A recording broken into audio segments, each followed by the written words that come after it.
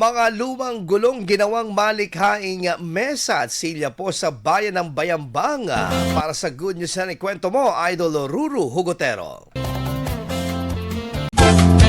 Sino ang mag-aakala na ang mga lumang gulong ay pwede pang maging kapaki-pakinabang?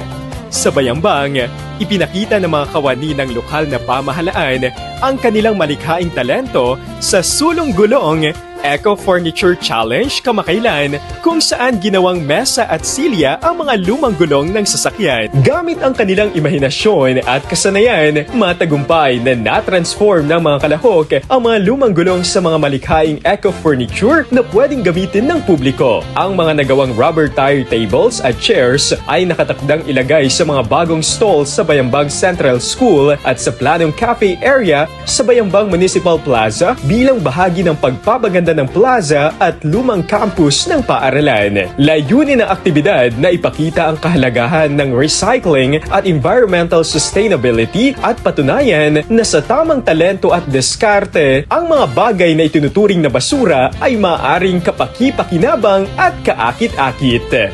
At yan ang ating good news. Ako si Idol Ruru Hugotero, Tatak IFM. IFM News. IFM News. IFM News.